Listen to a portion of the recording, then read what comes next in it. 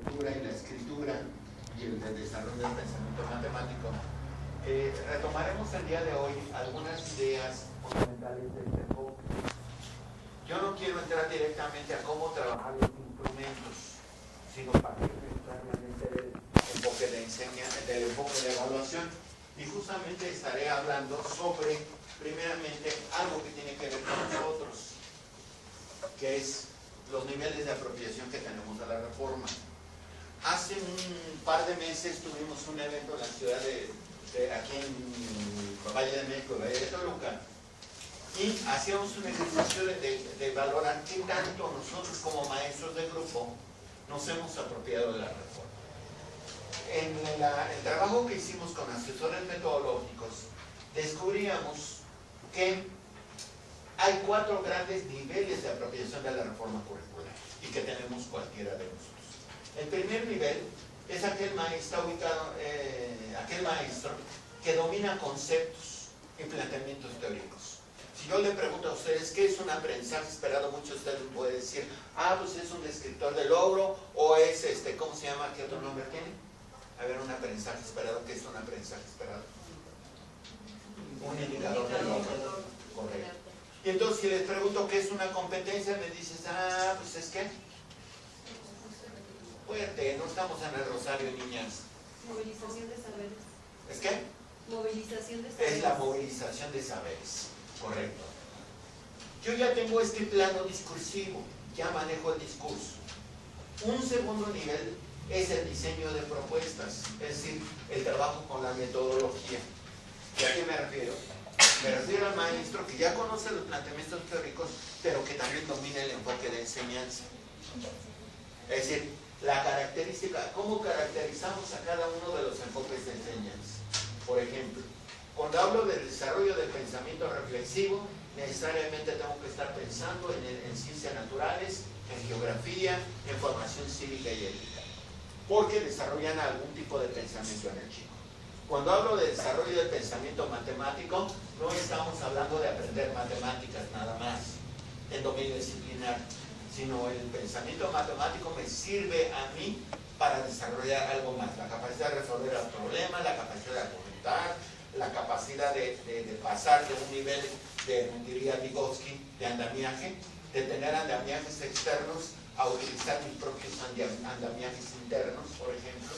Entonces, cuando hablamos de que un maestro maneja la metodología, ¿sí?, podemos verlo ya de manera tangible en una planificación. Es decir, si yo les pidiera a ustedes su planificación en este momento, podría encontrar que están planificando, pero algunos divinamente. O sea, como Dios les da a entender. ¿Sí? Otros sufrimos el síndrome del sopilote estreñido al planear, al planificar. Sí, pero sí. ¿Cuáles? ¿No lo padecen ustedes?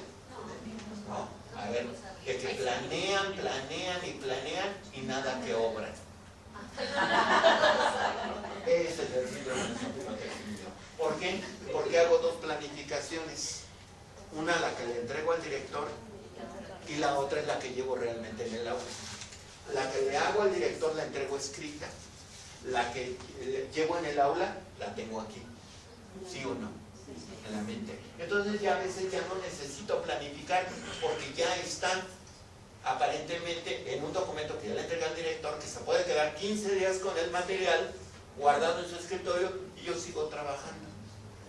Ese es un problema que tenemos en este diseño de propuestas, el segundo nivel, que no vemos claro, ¿sí?, que no se ve claro en algunos maestros cómo están aterrizando todo lo teórico en algo práctico.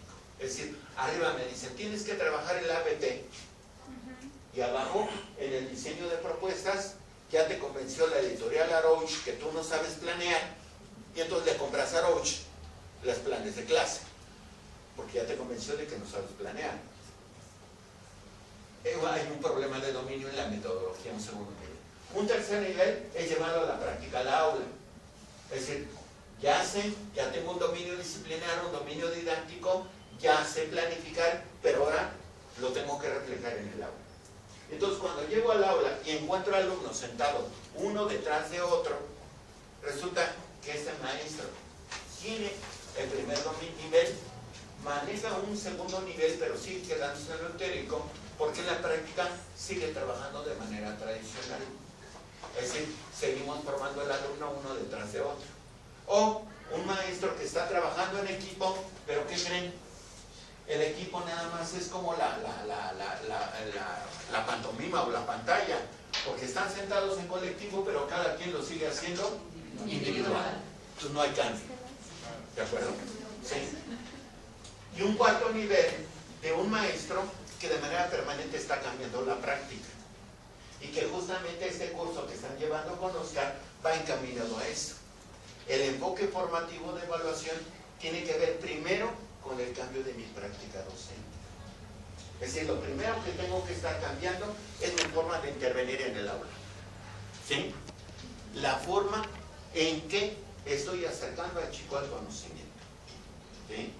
Un ejemplo concreto es el tipo de preguntas que le hago, la forma en que los organizo, cómo llegan a los materiales, el nivel cognitivo que le exijo a mis alumnos en el desarrollo de las actividades.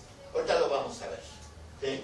Entonces, un maestro que llega a este nivel es un maestro que de manera permanente está replanteando cosas. A ver, me equivoqué en esta secuencia, ahora la tengo que cambiar. Y ahora tengo que diseñarla de manera... O es más, en el acto tengo que modificar cosas. ¿Cuántos de nosotros estamos corrigiendo nuestra planificación en el mismo momento que estamos actuando? ¿Por qué? Porque yo planeé de una manera, pero el grupo no está dispuesto. Entonces tengo que hacerlo más dinámico. O la lectura resultó aburrida y entonces tengo que cambiar la lectura con los chicos. ¿Sí? Ese tiene que ver con esta parte de la práctica reflexiva. Ahí está el enfoque formativo de la evaluación. Para llegar a esto, es lo que queremos lograr con el curso básico. Digo, ya no con el curso básico, con el consejo técnico, porque el curso básico desaparece. Ahora, con el consejo técnico a lo que queremos llegar es que ustedes reflexionen sobre su trabajo y hagan un plan de mejora relacionado con ese último. Un plan de mejora como colectivo docente. ¿De acuerdo? Entonces puedes avanzar muy rápido, por favor.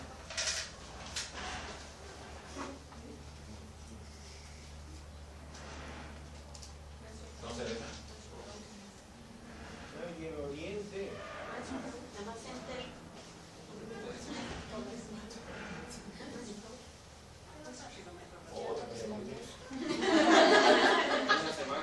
Otro que le ayuda a ayudar. Sí, Una mujer. porque es el computador. ¿No? Ponle que, a ver, si le organizan. Cuando el clic derecho para darle avanzar en la siguiente diapositiva. Tenía razón, maestra. Sí, tenía razón. Gracias, en verdad. Gracias, sí. Bien dijo, no es una mujer. Algunas preocupaciones que tenemos los maestros en torno a la planificación. ¿Por qué estamos hablando de evaluación y yo meto planificación? Diría el maestro Anthony Zavala, la planificación debe ser como consecuencia de un proceso de evaluación. Diría el maestro Andrés, la planificación y la evaluación son un continuo. Es decir, al mismo tiempo que estoy planificando, tengo que estar viendo cómo voy a evaluar. Entonces no pueden ser dos procesos, uno hasta el final del otro, sino deben de irse empalmando al mismo tiempo. Algunas preocupaciones que tenemos los maestros es que voy a enseñar. Y ese es un problema de entrada de concepción de la práctica docente. Yo no tengo que preguntarme qué voy a enseñar, sino qué van a aprender mis alumnos. ¿Sí? Es muy diferente, porque el esquema de actuación, dice Anthony Zavala, es diferente. Es muy diferente un maestro que dice, ¿qué voy a enseñar? Porque entonces la tarea de la actuación me toca a mí. Y entonces cuando digo, ¿qué van a aprender mis alumnos? Los actores del proceso son mis chicos. Segundo, ¿cómo lo voy a enseñar? Ahí debería de ser la pregunta, ¿cómo lo voy a favorecer? ¿Sí? Y por último, la gran preocupación de nosotros, ¿en qué formato lo registro? ¿Sí? Que es una preocupación para muchos de nosotros como maestros. Más adelante, ¿qué otra preocupación? Cuando un maestro, pásale por favor, dale si quieres al siguiente o con el... Con el siguiente. Cuando un maestro es de este tipo de preguntas, es este maestro que me encuentra acá. Cualquier parecido y semejanza con alguno de nosotros es coincidencia. Ahora que van a recibir próximo ciclo dentro del siguiente, de este ciclo al otro, las laptops, los niños de quinto y sexto, nos va a pasar como en enciclopedia, que voy a tener maestros innovadores. ¿Y qué van a decir? No puedo dejar de innovar. Tengo el profesor innovador, tengo al maestro Gabriel ahí con su, Oscar, perdón, con su PC portátil, tiene el cañón ahí, tiene su pantalla interactiva, el dedo interactivo, pero la suma sigue siendo igual. La suma interactiva. Sigue 2 más 2 es igual a 4 y te lo tienes que aprender. Y te pongo el ejemplo, te pongo 1000 ejercicios, los haces y ya aprendiste matemáticas. Y resulta que no. Porque el enfoque me dice que tiene que ser resolutivo. Que tienes que generar un aprendizaje basado en el planteamiento del problema. No que le expliques al alumno y después resuelve el problema. Es decir, tengo que retar intelectualmente al sujeto para que pueda aprender. Adelante.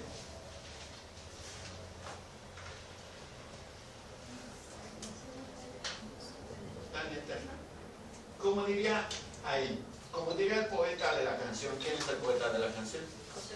José Alfredo Jiménez, correcto, amiga. Tú sí te sabes la canción, ¿verdad? ¿Cuántos caminos hay en mi vida? ¿Cuántos será el mejor? 4 será el mejor. Esa seguro Nuri la cantó en la última fiesta de ¿Los vio?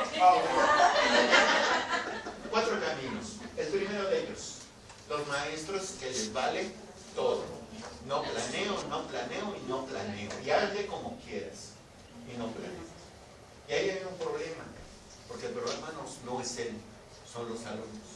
Este tipo de maestros no debieran de estar en el magisterio. Que lamentablemente por ellos nos tachan a muchos de nosotros como maestros, porque es gente que no está contratada para un servicio el cual no está dando, no está prestando como servidor público. Segundo camino, un maestro que no es un maestro que es operario del currículum, un maestro que no debió de haber estudiado la normal ni una licenciatura, simplemente con la primaria y con la secundaria la haría. Y esto lo demuestran los padres de familia de Oaxaca, de Michoacán y de Guerrero. Padre de familia agarra el libro de texto y se mete al aula y da clase. Y le preguntas al padre de familia, según la UNESCO, si es fácil o es difícil dar clase. Dice, no, ser maestro es fácil porque te metes y les dictas. O te metes al salón y les dices que hagan una copia. Y luego se las calificas. ¿Pero cómo se las calificas? Pues le pones una paloma, le pones un tache, si lo hacen mal y lo borra y lo está todo cochino, le pones un tache. Entonces el padre de familia tiene la idea de que es fácil ser maestro. ¿Por qué? Porque son maestros, muchos de nosotros nos acostumbramos a hacer lo que otros piensan. Y somos los maestros que cuando nos dicen, a ver, vas a tener 5º grado. Y ahorita 5º grado, me voy a San Google.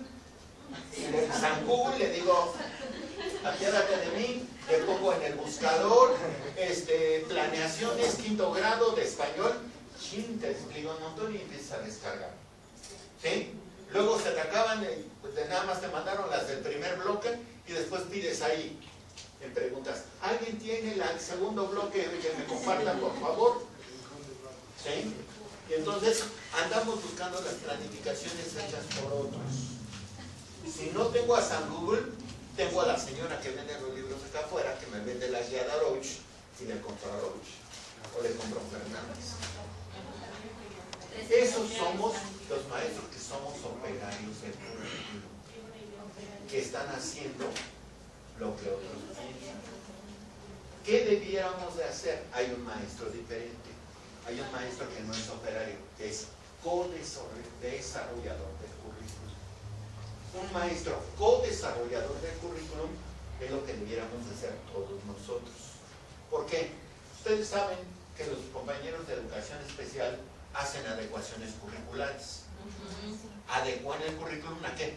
A las necesidades de los niños. ¿De acuerdo? A los niños que presentan barreras van adecuando el currículum, barreras de aprendizaje. Eso es lo que tendríamos que estar haciendo todos nosotros. Adecuar el currículum a las características de mi grupo. ¿Sí? Es más, quien tiene doble turno aquí no me dejará mentir. Yo puedo tener el mismo grado, pero las exigencias de un grupo son diferentes de uno a otro. Por los contextos, por el capital cultural. Hay grupos que me demandan mucho y llegas a otro y el grupo está en un nivel muy bajo. Entonces tengo que hacer planificaciones diferentes. ¿De acuerdo? Tengo que adecuar el currículum. Hoy la propuesta curricular mexicana es una de las mejores propuestas, valoradas inclusive por muchos países de la UNESCO, entre ellos Inglaterra, Japón, evalúan nuestra propuesta. Y es una de las mejores propuestas porque le permite al maestro hacer adecuaciones a los contextos de los grupos, porque no me está dando las actividades, esas yo las tengo que diseñar. Y entonces cuando yo adecuo el currículum, por eso hablamos de un maestro co-desarrollador del currículum. Otro, tenemos maestros que viven en el cumplimiento. ¿Sí? Es el cumplo y miento. Cumplo porque te entrego la planificación para que no me estés pegando toda la semana. Cumplo y miento. Pero ya ves cómo son las directoras que fastidian toda la semana y más entregar tu planeación. Maestro Gabriel, la planificación no me la ha entregado, ya lleva 3 semanas y no he entregado nada y lo voy a reportar, ¿no? O le pongo notas. Entonces, para evitarme el fastidio de mi directora o de mi director, entrego una planificación, lo que les decía, pero lo que hago en el aula es otra cosa. Son 2 planificaciones. Entonces, vivo por el cumplimiento, no vivo por mis alumnos o para mis alumnos. Otra más. Algo seguro, mi libro de texto. Hay quienes planificamos a partir del libro de texto y no con el programa de estudio. ¿Qué va a pasar? Me pongo yo a pensar. ¿Qué va a pasar que dentro de 6 años, antes de que se vaya su querido presidente de la República, nos dejen sin libros de texto? Y ya no haya libros de texto. ¿Y entonces de dónde planificamos? Si ya no hay esa guía que nos lleve de la mano. Si antes el libro estaba gruesito, así bonito, y venía por lecciones y bien organizadito, y ahora cada vez está más delgado. ¿Sí? Porque las actividades cada vez son menos, porque tengo que ir a la internet, porque el alumno tiene que tomar un texto de la biblioteca de aula, etc. Entonces el libro ya no me está sirviendo para planificar. Sin embargo, hay muchos más que todavía seguimos trabajando con el libro de texto. Y vamos avanzando lección por lección, o conforme va, sin importar el programa. Porque si nos importara el programa, vamos a encontrar que el programa no va acorde con el libro de texto. ¿Sí? Y eso lo descubrieron muchos de ustedes. ¿Pero qué creen? Este año tienen nuevos libros de texto. ¿Ya? Adecuados al currículum. ¿Pero qué creen? Con un montón de faltas de ortografía. Porque los escribió Choy Feli.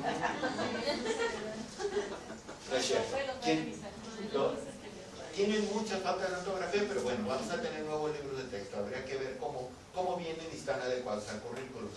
Pero todavía les hicieron algunos liposucciones, es decir, quedaron más delgaditos, con menos actividades. Entonces habría que ver si me siguen sirviendo para planificar o tengo que realmente planificar. ¿De acuerdo? Esos son los caminos que hemos seguido muchos maestros. ¿Cómo quiero evaluar?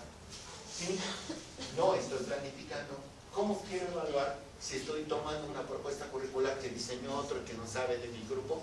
¿Cómo quiero evaluar si entrego una planificación y lo que trabajo en el aula lo tengo aquí en la cabeza? ¿Sí? ¿O cómo quiero evaluar si nada más estoy tomando que el niño vaya contestando el libro de texto? ¿Sí? Entonces no va acorde la planificación con la evaluación. Avanzamos. Eso ya se lo saben, bríncale, eso ya se lo saben también porque lo vimos en el diplomado, ¿no? Ah, ya ve que sí. Algo aquí. Recordemos, para poder evaluar, nosotros nuestro punto de partida, nuestro punto de llegada es el aprendizaje esperado. Nuestro programa, como bien lo decía mi compañera, en el aprendizaje esperado es un indicador de logro.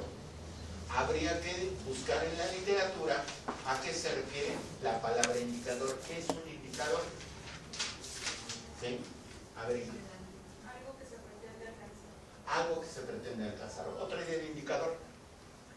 ¿Qué será un indicador? Un parámetro. Un parámetro, correcto. Es un parámetro. Algo con que tengo que comparar. ¿A quién? A alguien. ¿De acuerdo? Entonces, tengo que comparar al niño, ¿sí?, en términos de qué debe de saber hacer y qué debe de saber ser. ¿Sí? Y entonces constituye un referente para planificar, pero también para evaluar. Y el maestro Andrés, el aprendizaje esperado es el punto de partida cuando yo planifico. Y es el punto de llegada cuando yo evalúo. Tiene que ser, o sea, es como un ciclo. Por eso, regrésate ahora hacia la diapositiva anterior. Una atrás. Por eso se dan cuenta, en este círculo tengo competencia, aprendizaje esperado, y luego viene algo de lo que vamos a hablar ahorita, que son los saberes y capacidades, las situaciones de aprendizaje, el uso de materiales de tiempo y la evaluación, y vuelvo a regresar al aprendizaje esperado. Porque lo que tengo que evaluar es el aprendizaje esperado. ¿Hasta ahí voy bien? ¿Sí? Si gusta la presentación, se las dejo para que la compartan, Oscar. Un rato y todos se la Gracias. avanzando. Las que siguen, por favor. Eso ya se lo saben, esto lo han estado trabajando, cómo está organizado el programa. ¿Qué le pasa, por favor? Otro más. Otro igual.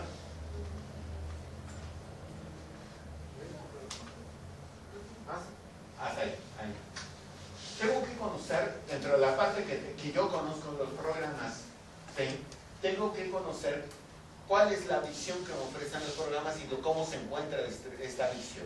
Hay una visión a largo, otra a mediano y otra es a corto plazo. La visión a largo plazo es ver a nuestros alumnos al término de 12 años de educación básica, ¿sí?, convertidos en un tipo de ser humano que me está planteando el perfil de egreso de la educación básica y las competencias para la vida. Esas 5 grandes competencias te tienen que ver reflejadas en un adolescente de 15 años. Si no lo logramos, es culpa no de secundaria, es culpa de todos, desde primero de preescolar hasta tercero de secundaria, y no nada más es culpa de la escuela, es culpa también del padre de familia que no nos ha apoyado. Ayer tenía una entrevista con padres de familia de preparatoria, donde la mamá llore y llore porque la hija no se quedó en la preparatoria. Y digo, señora, ¿por qué no se quedó? Es que reprobó una materia. ¿Cuál materia reprobó? Tecnología. Por tecnología una niña se va a quedar. Pues sí, se quedó. ¿Qué hizo usted para ayudarla? No, pues yo nada más le compraba el material. ¿Tú crees que dándole el material o comprándoselo era garantía para que la niña acreditara? No. Habría que estar muy cercana a la vida. Y ese es un problema que vivimos los maestros, los papás, no están cercanos. Yo le decía a la mamá, a ver, cuando iba al preescolar la niña, ¿no la acompañaba todos los días? Sí. Los primero, segundo de primaria, ¿no estaba pegada con la maestra como Megano? Sí. ¿Qué pasa en sexto año? Ya no va. ¿En secundaria? Menos. Abandonan a los chicos. Digo, y entonces, ahorita sí está llorando usted porque su hija no ha querido entrar. Pero eso es consecuencia de un trabajo desde la escuela y desde la familia. Por eso es importante tener esta visión. Hacia dónde, y que los padres conozcan la visión. ¿Sí? Hacia dónde queremos que sus hijos lleguen. Y es tarea de la escuela y tarea del padre, de familia. Segundo, elementos a mediano plazo. Los propósitos de cada nivel educativo. Hay propósitos de nivel de primaria, propósitos de nivel de secundaria, ¿sí? Pero también hay propósitos generales para la educación básica que no están ahí, ¿sí? Hay competencias específicas de campo formativo para preescolar o de asignatura para primaria, y están los estándares curriculares. Y ojo aquí, ahorita nada más tenemos estándares curriculares para ¿cuántas asignaturas?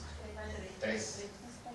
Uno de los cambios que van a tener los programas dentro de poco, probablemente sea es que tengamos estándares para todos, que desaparezcan las competencias, porque hay países que ya abandonaron el esquema por competencias.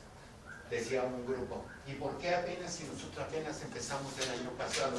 Pues resulta que el esquema por competencias no fue del año pasado. A nivel internacional se está manejando desde hace más de 10 años. Entonces resulta que deberíamos de haber trabajado un currículum nuevo de casi hace 10 años, desde que preescolar tuvo la reforma 2004. ¿Sí? Ahí deberíamos de haberlo tenido. Tercero, visión a corto plazo es el aprendizaje esperado y el enfoque dinámico. ¿Sí? Y ustedes ya conocen los enfoques de las asignaturas y les han estado remarcando desde el 93 los enfoques. ¿Sí? Si yo tengo claro en el enfoque, yo ya sé qué tengo que preguntarle, cómo le tengo que preguntar, qué tengo que hacer con los chicos y qué nivel cognitivo tengo que trabajar con mis actividades. Vamos a ver. Por favor, digo esto. Pásatelo, ese ya se lo saben mucho también. Eso también ya se lo saben. Bien. Más. Síguele. También. Permítaselo. Perdón que me diga que ya se lo saben, pero no me va a alcanzar el tiempo porque eso lo manejamos en un taller de 5 o 6 horas. Adelante, por favor. Más. No hay. Perdón, regresate. Una más. Regresate. Ahí. ¿Qué implica este tipo de evaluación para nosotros como maestros? Primero, debe de implicar comprender el enfoque pedagógico de cada campo o de cada asignatura. ¿A qué se refiere? Cuando me hablan de una práctica social en el español, ¿a qué se refiere con una práctica social? Cuando hablamos del enfoque formal, el enfoque, ¿cómo se llama? Un enfoque comunicativo, funcional, y ahora me están hablando y social, sociocultural. Tendrían que entender a qué se refiere con este enfoque sociocultural, a qué se refiere una práctica social del lenguaje, porque en este momento quien está escribiendo en su lab lo que está diciendo Andrés está haciendo una práctica social. Lo que estamos haciendo en este momento que yo estoy charlando con ustedes es una práctica social. ¿Sí? Entonces tendremos que entender qué es este enfoque, a qué nos estamos refiriendo con eso, porque justamente tendríamos que estar trabajando de esta manera en el aula, ¿no? La otra, tener claridad cómo aprende el que aprende. ¿Cómo aprenden los niños? Es decir, ¿cómo aprende el que aprende? Y un ejemplo es lo que están haciendo cada uno de ustedes. ¿Cómo aprende el que aprende? Estás tomando tus notas en la computadora. ¿Sí? Mi compañera está grabando, mi compañera está escribiendo, mi compañera está haciendo tomando algunas notas, mi compañero está tratando de hacer un mapa mental. Sí, está tratando de hacer un mapa mental, mi compañera está escribiendo, ya está tomando notas. Es decir, ¿cómo aprende el que aprende? Aprende por distintos canales y diversas formas. Tengo que reconocer cómo aprende cada uno de ellos, porque en función de eso tengo que pensar cuáles son las estrategias más adecuadas. ¿Sí? Saber observar, fíjate bien, saber observar y escuchar a los niños. Una competencia fundamental en este enfoque de evaluación es saber observar. ¿Qué voy a observar? Por lo tanto, si me dicen un aprendizaje esperado es un indicador de logro, es un parámetro, diría mi compañera, de comparación, tengo que saber observar para saber si ella está cerca o lejos de ese parámetro. Saber si ella necesita algún tipo de andamiaje, porque a lo mejor ella está muy lejos de ese parámetro que me están marcando. ¿Sí? Por eso la cartilla. Es decir, la cartilla me establece 4 niveles, porque esos 4 niveles me permiten a mí, a partir de un indicador, ubicarlo en esos parámetros. Y saber quién necesita ayuda y quién no necesita ayuda. Por eso hablamos del siguiente, la toma de decisiones.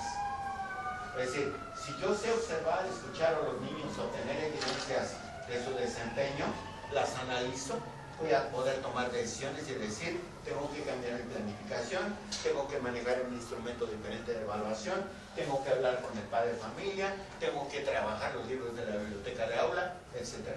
Una decisión que tienen que tomar ustedes de manera consciente. Y por último, organizar y desarrollar el trabajo pedagógico enfocado al desarrollo de competencias.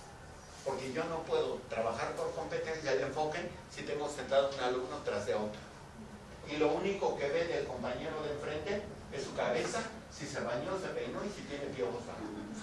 Eso es lo único que veo de mi compañero.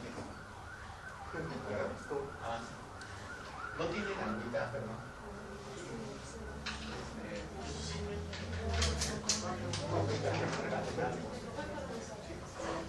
¿Me robo agua? ¿Me comparten los secretos? ¿Sí? Conste. Se va a poner ¿Cómo obtener información para evaluar? Dale clic, por favor. Primeramente, observar el trabajo que realizan los alumnos y las formas de interacción. Es decir, yo tengo que pensar ahorita, con ustedes, ¿tienes marcador? Sí. Yo tengo que estar pensando en este momento en dos procesos. En evaluar. Si estamos hablando de observar el trabajo de los alumnos y la forma de interactuar, tendría que estar hablando de evaluar procesos y de evaluar productos.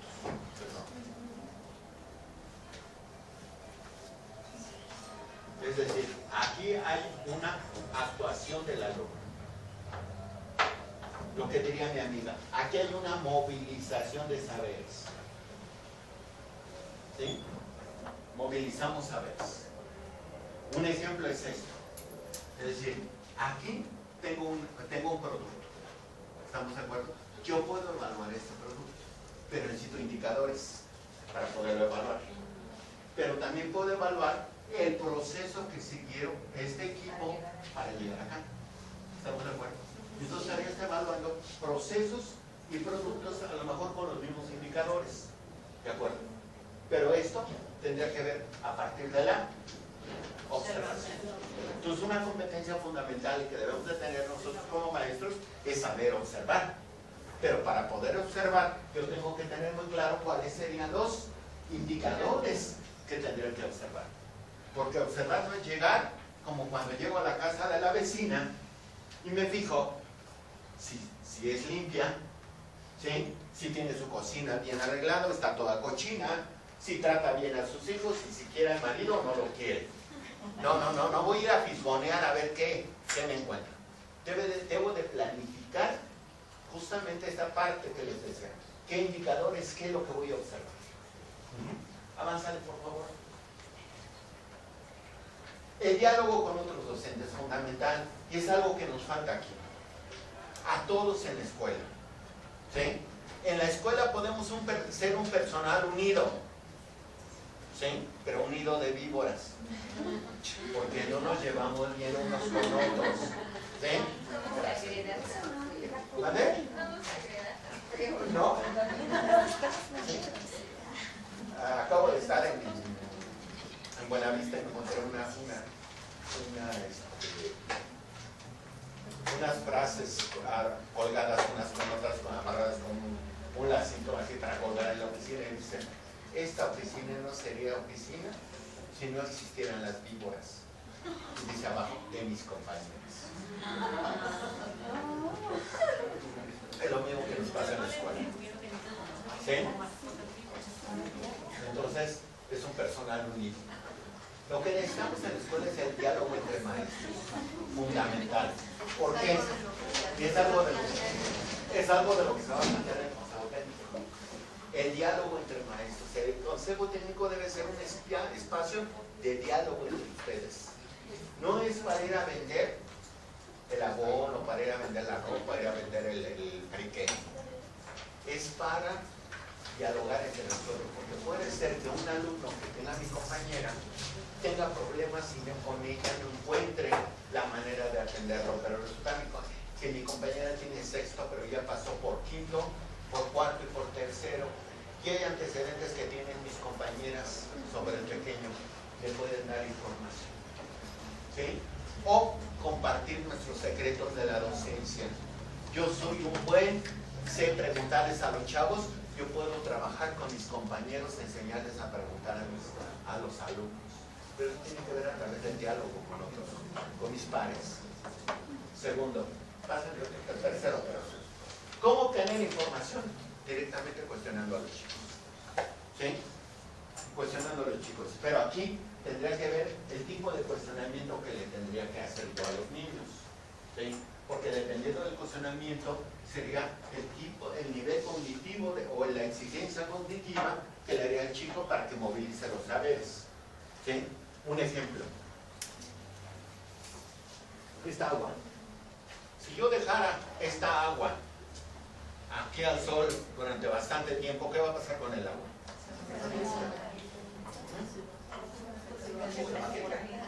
Aparte que se caliente, se va a evaporar. ¿Y a qué le llamamos evaporación? ¿Qué es evaporar, hija? No es cuando miras a la amiga fea y le dices, desaparécete. Mira, y vete. Es el cambio de líquido a gas. Cambio de estado físico de la materia. ¿Sí? A ver, ¿y qué pasa con esta agua que cambia de líquida a sólida? ¿Qué le pasa al agua con el calor? ¿Qué crees que le pasa a mí? ¿Qué hace el calor al agua? Bueno, si estaba congelada, No, pero está líquida y se convierte en vapor. ¿Qué le hizo el calor al agua?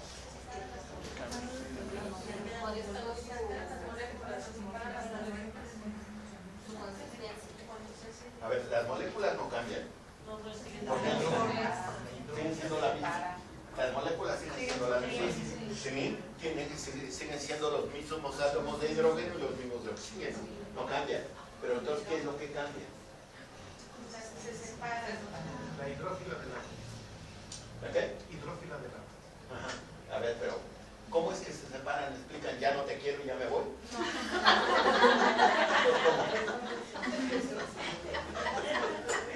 A ver, amiga, explícame, porque la separación, hay de separaciones a separaciones. No lo presiono eso porque te da ataques de risa. Anda, amiga, mira, nos tienes en ascuas para que yo te explique la separación. ¿Qué pasó, amiga? Lo que pasa es que así bien el término no lo tengo definido, correcto. pero se supone que cuando está en el estado líquido hay una separación de la molécula del hidrógeno, del H2O, tiene una separación. Cuando está en sólido están más juntas. Ajá. Y cuando está en gaseoso existe una separación de moléculas, entonces de que desaparezcan se desunan, pero ya no es la misma distancia. ¿Pero qué hace el calor entonces? Las horas Se se separa. dispersan, ¿Tú qué crees que pase? Las vuelve más ligeras. O sea, Las no vuelve tienen esa ligeras, dice mi consistencia. compañera. Por eso es Amiga, ¿tú qué crees que pase?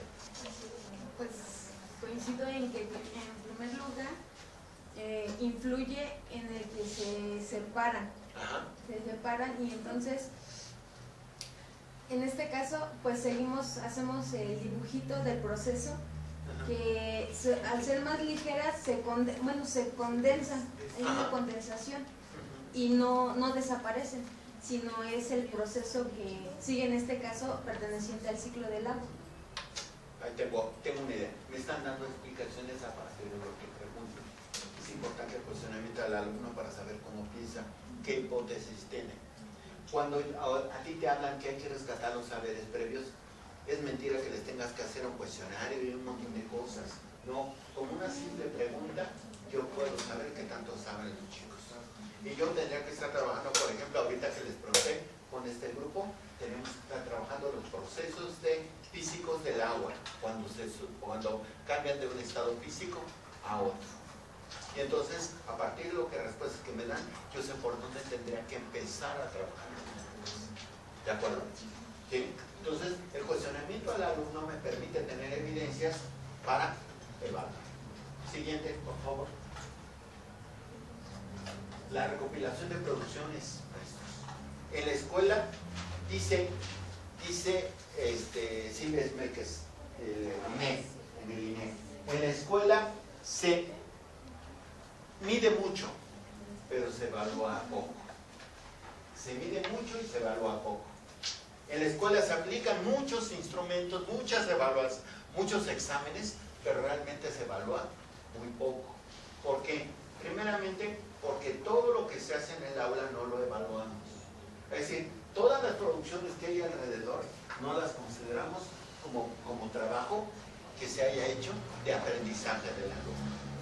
Concluyo yo solamente el proceso de aprendizaje con un examen o con la entrega de un trabajo, ¿sí?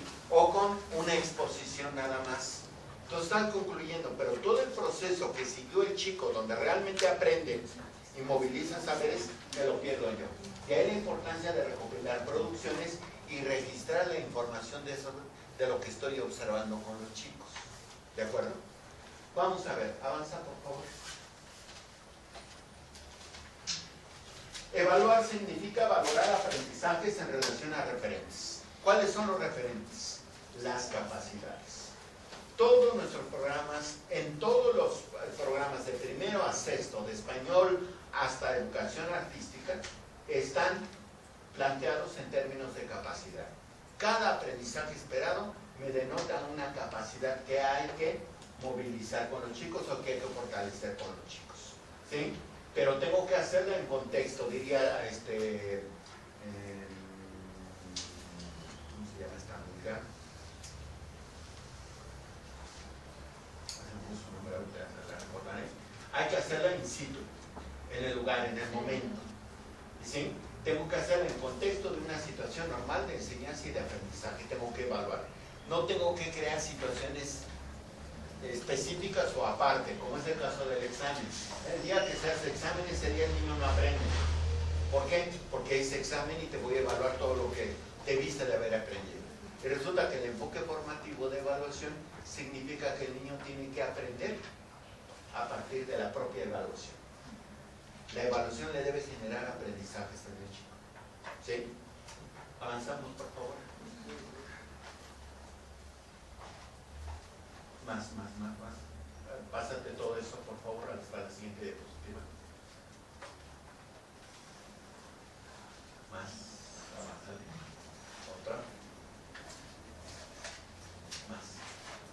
Ahí. La televisión. Este es el esquema que trabajamos con los supervisores y directores. Un poco para apoyar. En términos de tener claro que si yo tengo la competencia y tengo el aprendizaje esperado, lo que tengo que buscar es que el alumno desarrolle la capacidad que me está planteando el aprendizaje esperado. Ahora, para desarrollar esta capacidad, me dicen los programas, diseña una situación de aprendizaje. ¿Sí? Pero mi situación de aprendizaje debe de atender 3 tipos de saberes. Ya no el saber, como antes lo conocíamos, sino es el saber conocer. Fíjate bien, ya no es saber, sino saber conocer. ¿Por qué estoy hablando ahora del saber conocer y ya no del saber? A ver, ¿quién me dice? ¿Por qué estoy hablando del saber conocer y no del saber? ¿Quién tiene teléfono ahorita con conexión a internet? ¿Tu amiga? ¿Sí? ¿Y puedes consultar? ¿Puedes meterte a San Google? A ver, métete a nuestro santo redentor. A ver, búscame el concepto de fisiología.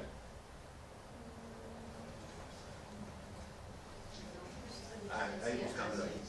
Ahora, dime qué estudia la fisiología. El cuerpo humano o el funcionamiento del cuerpo humano. ¿Tú qué crees que estudia la fisiología? Pues sí, también, no el funcionamiento, las partes de todo el cuerpo humano. Las partes del cuerpo humano. ¿Qué piensas que estudia la fisiología? La anatomía. ¿Quién de aquí de los varones es buen fisiólogo? Creo que Ya me entendiste. Yo creo que todos dicen por ahí. ¿Ya lo encontraste? A ver, escuchemos a mi compañera. ¿Qué dice en fisiología? Se presentan aspectos fisiológicos y clínicos del esfuerzo físico, desde conceptos básicos hasta alcanzar una hoja final. Bueno, eso es lo que ¿Hay algo más? sí. Ahora, si me fallara el internet, me quedaría con lo que dirían mis compañeros. ¿Qué tendría que hacer? Voy al libro. Y entonces el problema no es el conocimiento, porque el conocimiento ahora está en la red, está en los libros. ¿Cuál es el problema? La búsqueda de la información.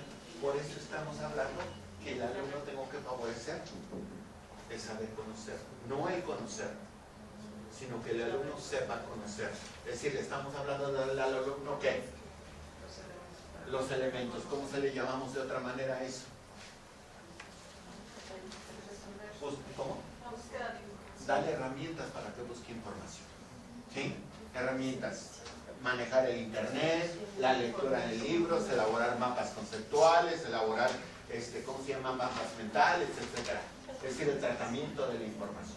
Por eso hablamos de saber conocer. Pues si nos vamos al internet hay mucha información, entonces que sepa seleccionar la que verdaderamente va a ofrecer. Tiene que seleccionar y tiene que discriminar. Entonces el problema no es el conocimiento, porque el conocimiento está de a donde quiera.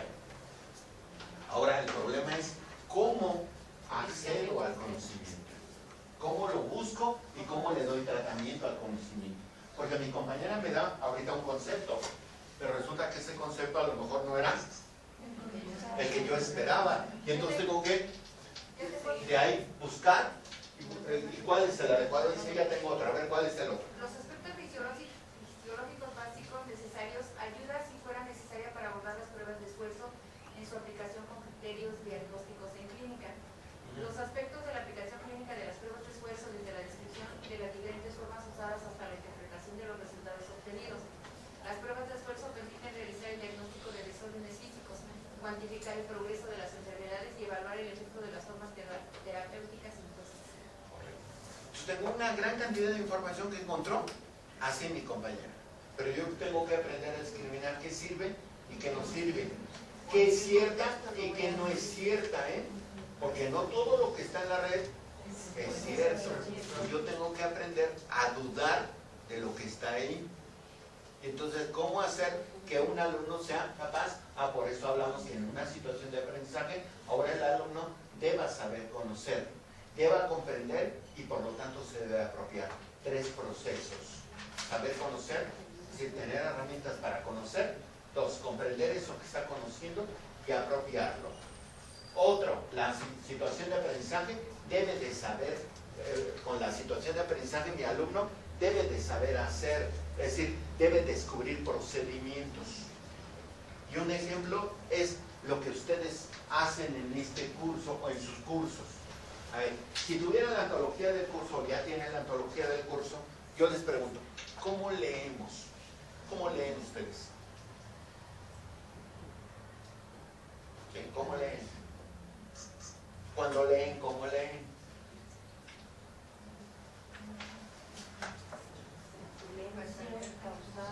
Fuerte, Luego, fuerte. al leer debemos analizar. No, pero tú ¿cómo lees? Dependiendo por el contexto en que lo hago, Ajá. puede ser en voz alta, puede ser en silencio, o puede ser por párrafos para ir sacando ideas principales. ¿Cómo saca las ideas principales? Leemos el texto y vamos eligiendo las palabras clave. Las ¿Y palabras qué que haces me con dan esas palabras clave? ¿Qué les haces? puedo elaborar mapas mentales, puedo Pero antes del mapa mental, ¿qué le haces ahí al texto? subrayar. Lo subrayo. Esa es una Lo manera de resumo. leer. ¿Sí? Otra manera de leer, ¿cuál es? Ir tomando notas. Le haces notas al margen. ¿De qué otra manera leen? Tengo Voy leyendo y voy investigando los conceptos que desconozco. Un diccionario en la mano, como dice otro. ¿De qué otra manera leo? Voy leyendo y voy haciendo un mapa. Al mismo tiempo lo voy construyendo. ¿Sí? Eso tiene que ver con saber hacer. Han descubierto procedimientos. ¿De acuerdo? Es más, como ama de casa, todos los días ustedes ensayan procedimientos más rápidos y más ágiles para hacer cosas. ¿Sí? Para preparar la comida, para planchar, para atender al atoso del marido, etc. Para muchas cosas hago procedimientos que he aprendido y que he estado perfeccionando a partir del ejercicio. Es lo que en la vida cotidiana eso es lo que hacemos. Pero lamentablemente eso lo aprendemos en la vida, pero no lo aprendemos en la escuela. A saber utilizar, saber construir procedimientos. Y eso le toca a la matemática, y eso le toca a las ciencias.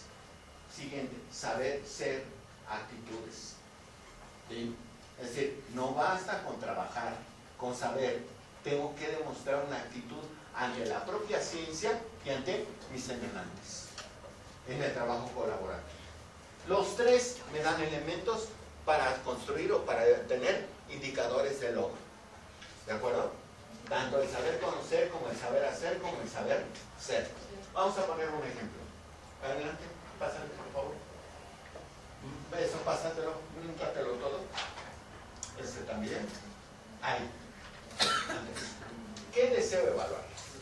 Cuando yo estoy hablando de la evaluación, yo tengo que tener muy claro qué deseo evaluar. No es lo mismo evaluar un hecho que evaluar un concepto, que evaluar un principio, que evaluar un procedimiento o la resolución del problema.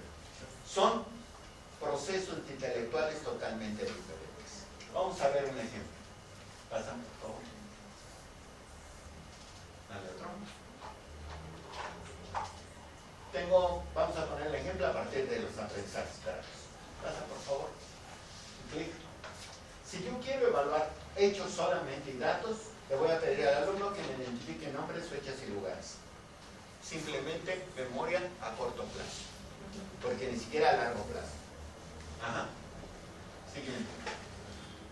Si quiero, yo tengo aprendizajes esperados donde se manejan conceptos. ¿Sí?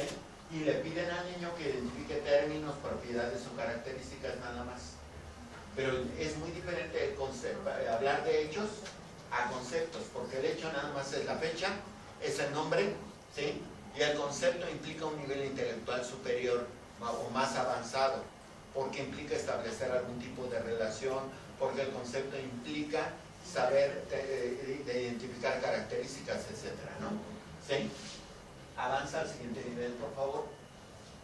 Tengo principios. Y los principios es identificar supuestos que pertenecen a un modelo, a una teoría, a relaciones de causalidad y reglas. Un caso es ahorita. ¿Qué pasa si yo decía, esto lo pongo al sol, esta agua, me dicen, automáticamente se evapora? Es decir, hay un principio de causalidad aquí.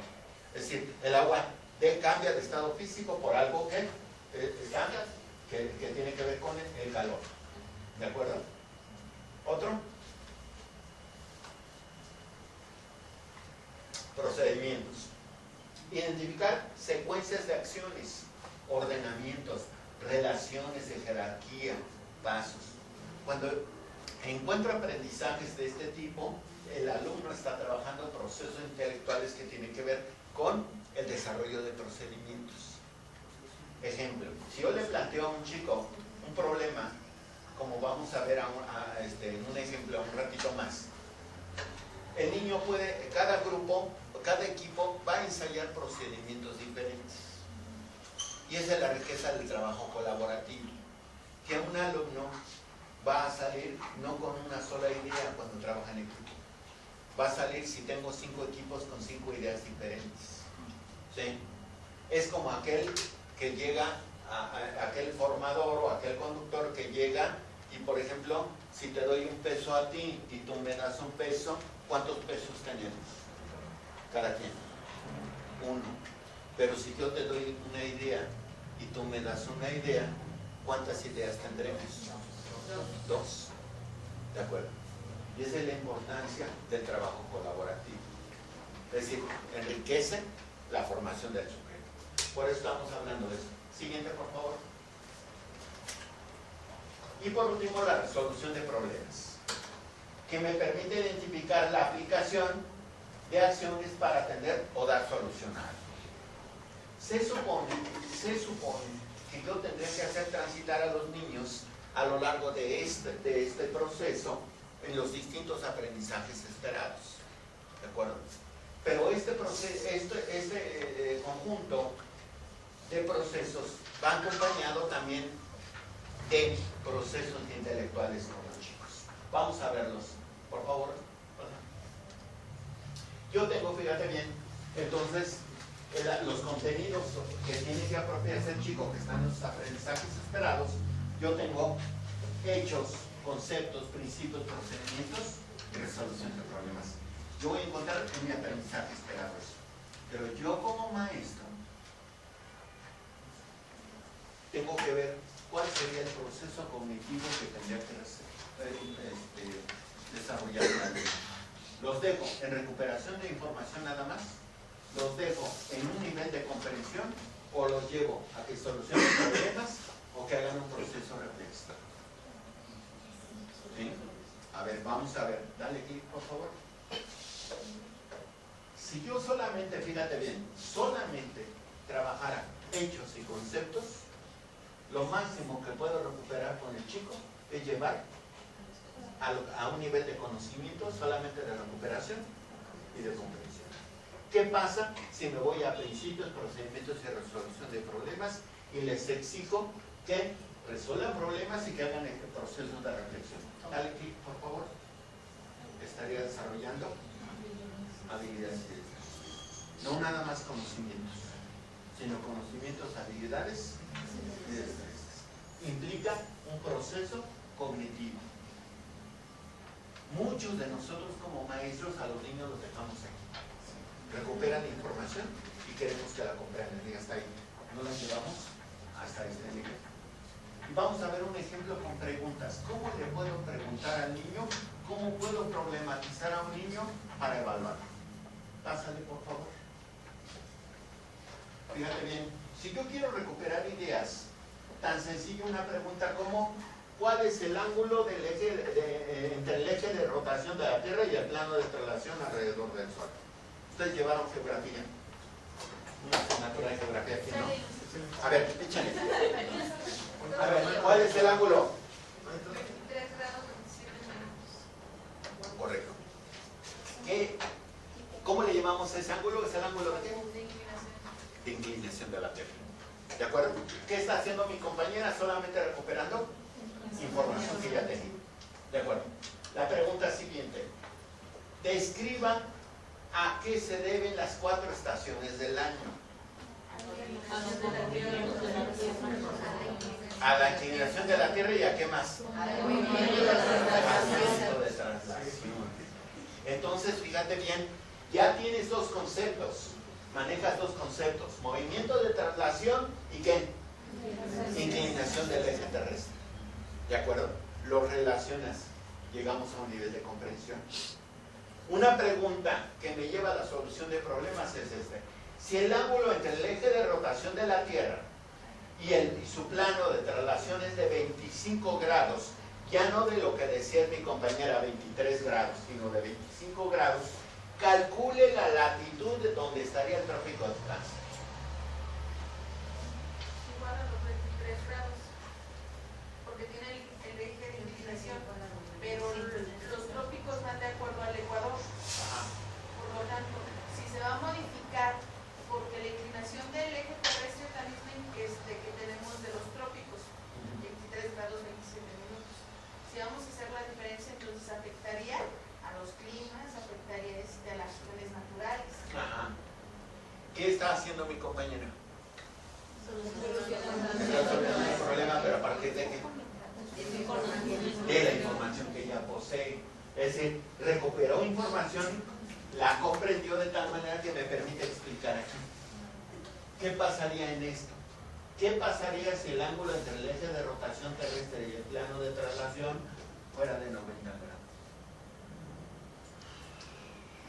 Imagínense la Tierra que tuviera 90 grados. ¿Qué pasaría? A ver.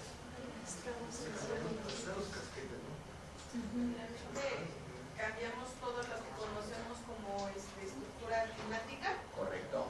que es la distribución de cálido, templado, frío, Sí, por las zonas climáticas. Las zonas climáticas se cambian completamente. Ahora, al cambiar el eje terrestre y tenerlo de este lado, estaríamos hablando que la parte del Ecuador estaría en el hemisferio norte y en el hemisferio sur, por lo tanto, tendríamos que ver si la rotación y la traslación va a tener la misma durabilidad y eso afectaría la vida en el planeta. Ajá. Porque también afectaría a la luna y que vamos a La ver una luna, la inclinación que hace que la Tierra se detenga. Estoy argumentando, estoy reflexionando por eso. ¿Qué pasaría? ¿Se dan cuenta? La diferencia de la pregunta. La diferencia es qué pregunto y cómo lo pregunto. Ojo, a mis alumnos con el aprendizaje esperado lo puedo dejar aquí. Lo puedo dejar tan corto en recuperación, en hechos, datos y conceptos. Que es cuando yo le explico, cuando yo le doy la cátedra. Pero cuando al alumno le planteo un problema, lo llevo acá y lo llevo hasta acá. ¿Sí? Y eso depende de lo que yo quiera hacer con el aprendizaje. ¿De acuerdo? Y ahí la importancia del planteamiento de este tipo de preguntas. Tengo que aprender a preguntar como docente. Por eso en PISA, en secundaria, hablamos de una estrategia que se llama pregúntale a la pregunta. Es decir, yo tengo que preguntarle a las preguntas, el niño le tendría que preguntar a las preguntas que le hace el maestro, a ver qué me estás pidiendo, qué me estás diciendo. Las preguntas tendrían que retar intelectualmente a un sujeto, porque si no lo retas intelectualmente, se aburre, no le interesa, poco se motiva. ¿De acuerdo? Ahí vamos bien. Avanzamos.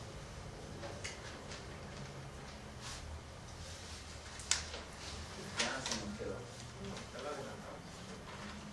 Acuérdate que necesita una dama. Más, dale por favor. Avanza. Otra más. Ahí. Antes. Los indicadores, habíamos dicho, un aprendizaje esperado es un indicador de logro. ¿Sí? Son enunciados que describen, dice, señales, manifestaciones que dan evidencia con claridad los aprendizajes que tiene un alumno con respecto a una capacidad y una actitud. Todos nuestros aprendizajes esperados están redactados en términos de capacidades. Por eso empieza con un verbo. Y no en la taxonomía de Bloom. ¿Sí? Por si se dan cuenta que en ningún momento les he hablado ahorita de la taxonomía de Bloom. ¿Sí? Estamos hablando. La capacidad es comparar. Yo quiero que mi alumno sea capaz de comparar. ¿Qué es lo que va a comparar mi alumno? La forma en que se presenta la información en unas noticias que realizó. Otro, que el alumno participe. ¿Cuál es la capacidad? Su capacidad de participación. ¿En qué? En un debate, atendiendo las participaciones de sus compañeros. Es decir, yo quiero que participes en un debate, pero para estar en el debate tienes que atender primero lo que digan los demás. ¿De acuerdo? Avanzamos, por favor. Por lo tanto, sus aprendizajes esperados debieran de tener estos tres elementos. Digo debieran, porque nada más tienen dos. Tienen la capacidad específica, tienen el contenido, pero nos faltaría el producto. ¿Pero qué creen? El producto no es más que esto mismo. Vamos a ver un ejemplo. Una capacidad hace alusión a una operación mental, a un proceso intelectual del sujeto. Ejemplo, que el alumno discrimine o que el alumno infiera. Un indicador también tiene aparte de la capacidad, tiene un contenido. Y el contenido dice, hace posible el desarrollo de la capacidad y responde a la pregunta, ¿qué es lo que? Más la capacidad. Un ejemplo es este. ¿Qué es lo que el alumno debe discriminar? Dice, si el alumno discrimina, algo tiene que discriminar. Y ese algo es el contenido de aprendizaje. ¿Sí? Un producto. El producto me da evidencia del desarrollo de esta capacidad. Es decir, en conjunto todo esto constituye un aprendizaje esperado. Pero el producto va a ser el mismo resultado que me está pidiendo el aprendizaje esperado, es decir, la capacidad. Vamos a ver un ejemplo. La capacidad dice, compara la forma en que se presenta la información en noticias revisadas. ¿Cuál es la capacidad? Es comparar. ¿Qué es lo que va a comparar? La forma en que se presenta una información en noticias. Por lo tanto, este es el contenido. ¿Y qué tengo que evaluar de este aprendizaje esperado? ¿Qué tendría que evaluar?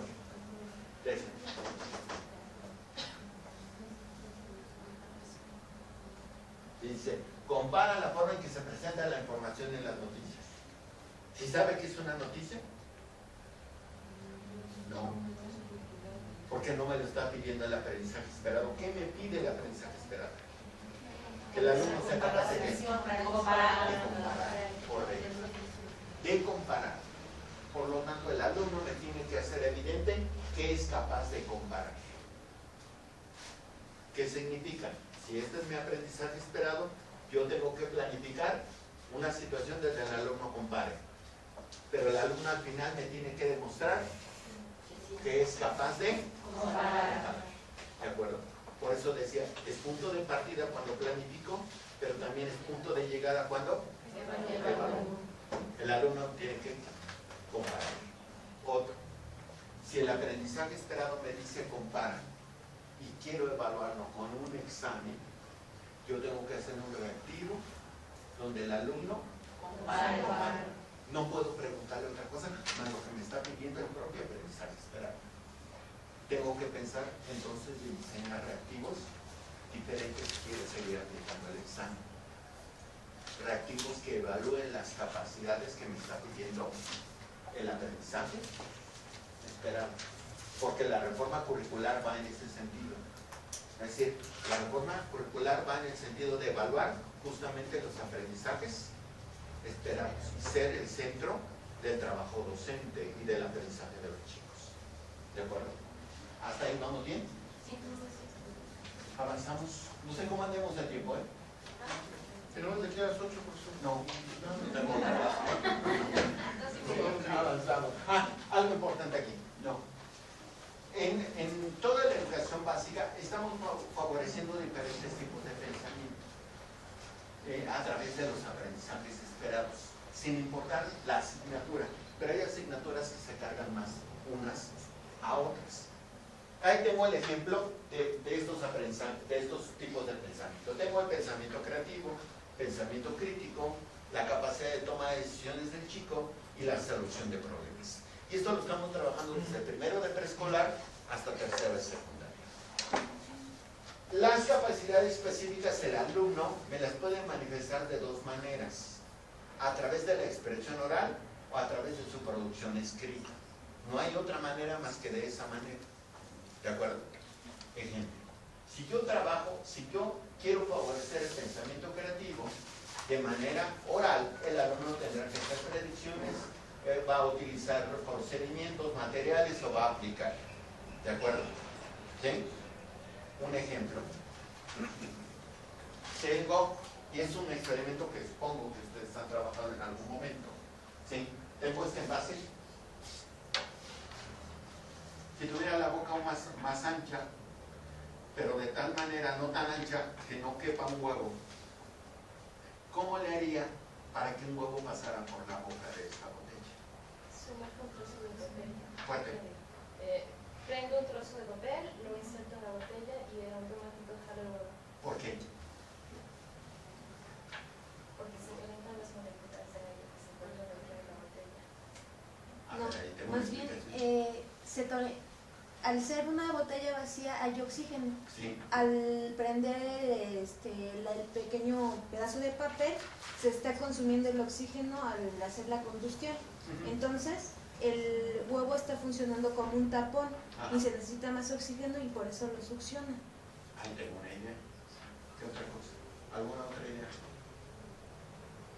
¿Está correcto el procedimiento? ¿Alguna otra idea? ¿no? Imaginen. Y pues está ejerciendo presión sobre el objeto que Sí, porque habrá quien diga, es que de arriba están empujando el huevo. Un niño te puede decir, es que de arriba están empujando el huevo. El aire. Perdón. Dice, de la presión atmosférica, lo que el niño te está dando a explicar que arriba hay presión y que es la que empuja el huevo. Pero no es cierto.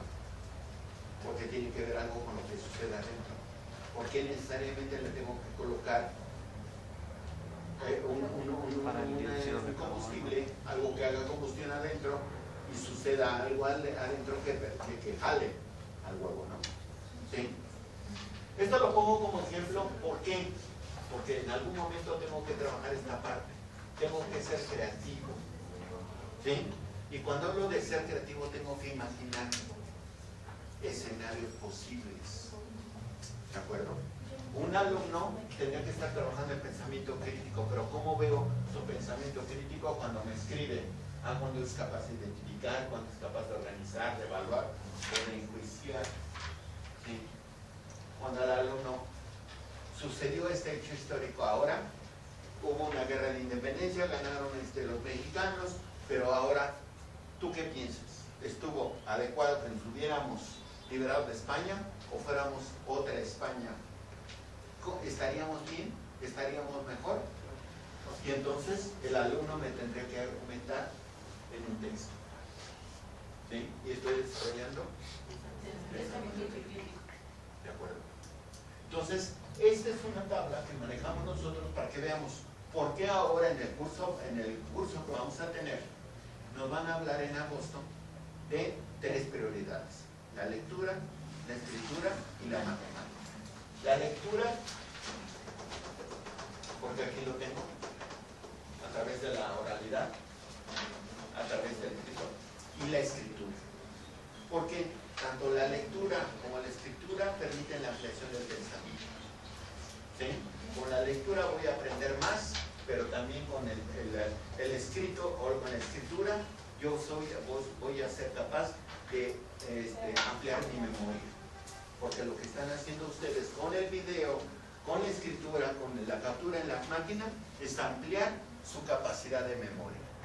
¿Sí? Y consultarla cada vez que la requieren. ¿De acuerdo? ¿Sí? Avanzamos, por favor. Más adelante. Rápidamente, lo voy a dejar hasta aquí. Otro. Más. Otro. Fíjate, eso ya se lo saben. Si no se lo da, ay. Fácilmente. Hay que distinguir entre 2 tipos de instrumentos para evaluar. Instrumentos que van a recuperar información para evaluar. ¿Sí? ¿Cómo es la pregunta? Lo que he estado haciendo. 2, ¿cómo es el portafolio? ¿Sí? 3, el diario de clase. 4, el debate. 5, un ensayo. 6, un estudio de casos. 7, las producciones escritas de los chicos. 4, un proyecto. 5, adelante, solución de problemas, etc. Son técnicas que recuperan información, pero que no la evalúan. Y a veces me dicen que son instrumentos de evaluación. Sí, son instrumentos que recuperan información para evaluar, pero ellos en sí no evalúan. ¿De acuerdo? Yo puedo tener, es más, ahí estaría el mapa conceptual. Ahí estaría el cuaderno del alumno.